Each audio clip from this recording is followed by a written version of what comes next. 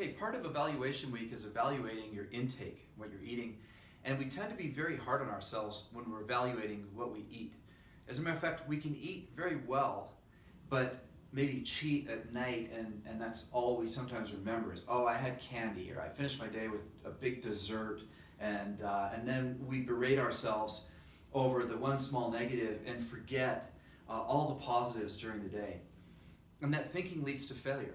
We need to focus on the positives. It's really hard to do. It's human nature to focus on the negative. So I want to introduce you to the baseline method. The baseline method, the zero baseline method. The zero baseline method is to imagine the worst possible diet you can. I've just thought about this myself, and I decided that probably the worst possible day you could have nutritionally is if you started your day with coffee and a donut for breakfast, had an energy drink and a muffin from a gas station at lunch, and then a chocolate bar and a beer for dinner. Imagine that as the worst possible diet you could eat, probably a 0 on the scale. But compare that to having a perfectly balanced green smoothie like we're going to teach you to make here later, and a chicken salad with a homemade dressing on it, and for dinner salmon and a bunch of colorful vegetables. A really great, healthy meal, right? Most people consider that to be very healthy. And maybe that's 100. So the zero baseline method is to measure up from 0, not down from 100. Not to think, oh wow, I had dessert and so I'm a total failure, I messed up my diet. Because you didn't. And the reason why is because your body's very, very good at looking after itself. If you eat some junk, your body's pretty good at getting rid of it. The way we want you to think in Formula 7 is from this zero baseline method. We never want you to think that you have to eat a perfect diet. There is no such thing. No one on this planet eats a perfect diet.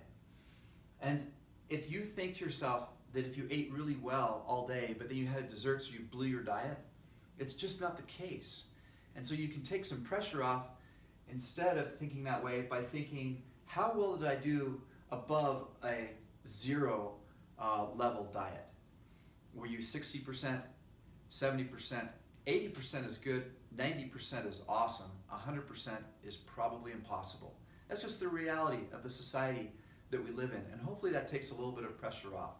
So as we go through our evaluation week, as you evaluate your intake, think in terms of all the positive stuff that you ate, and don't mentally let the 1 or 2 slip-ups that you do think that, make you think that you failed, or that you're just not going to make it or not going to reach your goals. You can reach all kinds of incredible health goals and still have dessert and still eat some treats. It's all about moderation and understanding your own body and how and when to eat those. And also, it's mental. Understanding that if you're mostly eating well, you should celebrate that rather than berate yourself over the few negative things that you had. This is Dave Sherwin wishing you health and success.